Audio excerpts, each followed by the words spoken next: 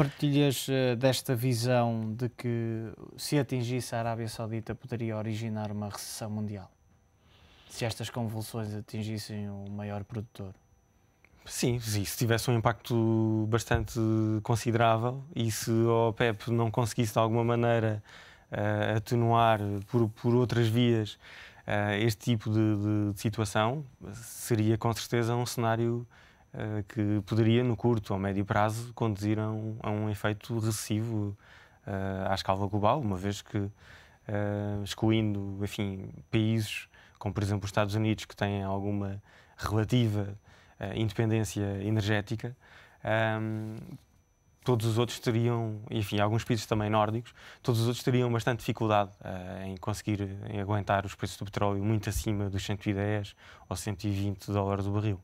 Olhando para uma outra notícia sobre o petróleo, dá conta que o preço do cabaz dos 12 crudos mundiais que servem de referência à OPEP atingiu ontem os 100 dólares e 59 cêntimos, depois de já na sexta-feira ter chegado acima dos 99 dólares. Acaba por ser também um problema que atinge de uma forma geral todos os produtores e, consequentemente, todos os mercados para onde essa matéria-prima é depois direcionada. Ninguém escapa nesta altura.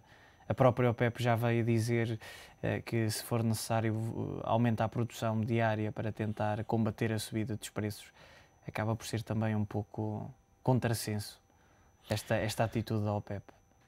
Sim, que afeta de uma forma transversal é um facto. Mesmo, por exemplo, na Líbia, tínhamos assistido a que algumas petrolíferas tinham se mostrado no início relutantes em aceitar que esta questão pudesse extravasar para fora de regiões onde o foco das tensões começou. Mas ontem já assistimos aqui, algumas delas começam lentamente a retirar a os seus Repsol postos. anunciou A hoje Repsol, também a que Eni, vai, a BP a também. BP, também alguns exploradores que têm relações com petrolíferas nórdicas e, portanto, acaba por ser inevitável o contágio global.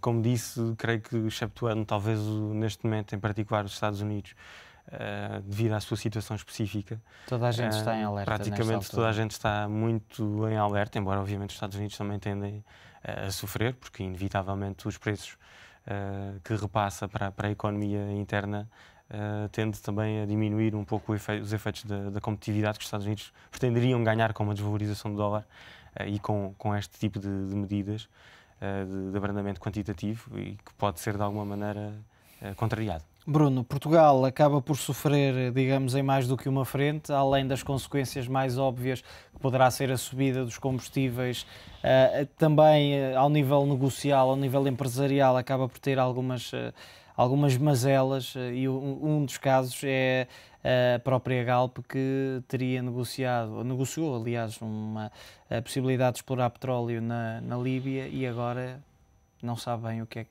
que vai acontecer. Sim, essa notícia é avançada e de facto faz todo o sentido neste momento que essa notícia seja também referida do ponto de vista da relação que tem com a Líbia, mas de facto nós não sabemos o que é que vai acontecer, não sabemos se efetivamente as relações diplomáticas de Portugal possam deteriorar-se ou melhorar num médio e longo prazo. Acaba por ter aqui também, digamos, algum azar. O governo arranja estas parcerias importantes para muitas empresas nacionais que, como sabemos, passam por sérias dificuldades, e agora estas convulsões, estas tensões vêm complicar estes acordos. Sim, para além, enfim, das empresas exportadoras, particularmente 4 empresas trabalham diretamente na Líbia. Uma delas recentemente resultou de uma aquisição, por exemplo, do BES, que adquiriu o Ambank por cerca de 40 milhões de euros, uma aquisição relativamente recente e, portanto, tem alguma exposição relativamente à atividade da Líbia. E depois trata-se, enfim, de 2 empresas associadas à construção e uma empresa associada à consultoria de engenharia, que têm, enfim, maioritariamente negócios diretamente envolvidos. As expectativas, de facto, estavam colocadas recentemente devido à aposta estratégica governamental. Aliás, esta aposta já vem há algum tempo, já vem mesmo da equipe governamental anterior. Todos nós nos recordamos da ocupação do Forte de São Julião pelo presidente da Líbia, e, portanto, essa tentativa de melhoria geoestratégica, independentemente de se concordar ou não com com a forma política como o país é dirigido, estão em causa também os interesses de Portugal enquanto país exportador, e esses interesses estão sempre colocados acima desse tipo de situações. Esperemos que no futuro próximo, independentemente da indefinição política, que as relações diplomáticas de Portugal conheçam também uma melhoria no futuro próximo. Bruno, e é sobre Portugal que já falamos a seguir. Os técnicos do Banco Central Europeu e da Comissão Europeia estão em Portugal para avaliar a situação do país. Segundo o Jornal de Negócios, estão a ser realizados encontros com o Governo e com as instituições bancárias desde a semana passada. Portugal continua na mira dos mercados e nem as notícias sobre a execução orçamental aliviam os juros da dívida soberana. A Europa mantém o alerta e enviou equipas para avaliar as contas nacionais e perceber a verdadeira situação do país. O Banco Central Europeu e a Comissão Europeia têm representantes em Lisboa para reunir com o Governo e com as instituições bancárias. O BCE não comenta a presença em Portugal. O Ministério das Finanças diz que são medidas que saíram da reunião dos chefes da zona euro, enquanto que o setor bancário desvaloriza esta visita. Os encontros com o Ministério das Finanças estão a decorrer, enquanto que as reuniões com o setor bancário já começaram na semana passada. Os assuntos dizem respeito a razões técnicas e, por isso, os membros dos conselhos de administração não devem estar presentes. Ao contrário do que acontece com as visitas de técnicos do FMI, estes encontros não têm datas previstas.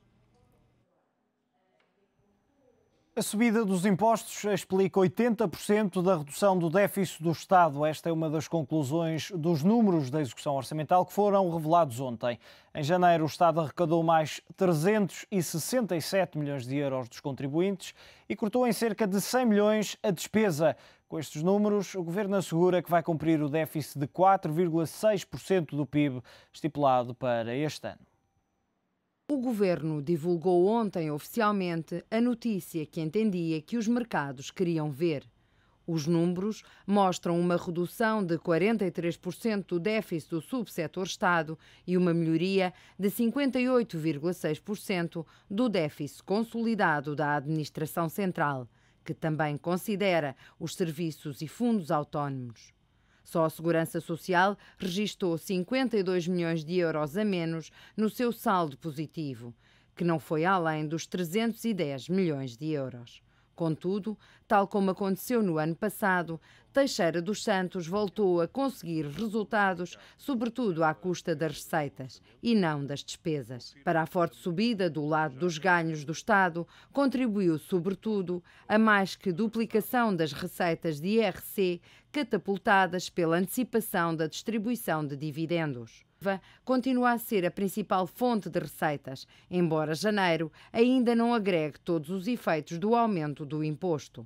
Do lado da despesa, o impacto das medidas de austeridade também não é totalmente visível. Por exemplo, os cortes salariais representam 19,7 milhões de euros nas despesas com pessoal, ou seja, 20% do conjunto da redução. Ora, está ainda o corte de 5% na massa salarial de muitas empresas públicas. A redução do déficit público não teve qualquer efeito nos juros por bilhetes do Tesouro a 12 meses, como pagava em abril de 2010 por obrigações a 10 anos. O Governo mostrou ao mundo e aos mercados que é possível reduzir em apenas um ano o déficit do Estado em quase 60%.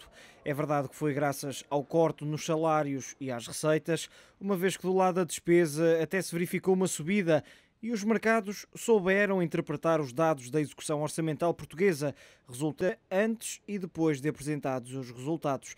Os 7% de Teixeira dos Santos parecem ser a meta para boa parte das maturidades da dívida. No prazo a 2 anos disparou para os 4,7%, nos 5 anos ultrapassou os 7,1% e nos 10 anos manteve-se nos 7,5%.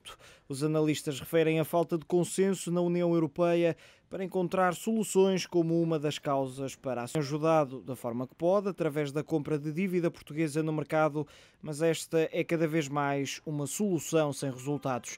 E se é verdade que a taxa média do estoque da dívida é atualmente de 3,5%, também é verdade que com estes juros Portugal não vai manter esta taxa por muito mais tempo.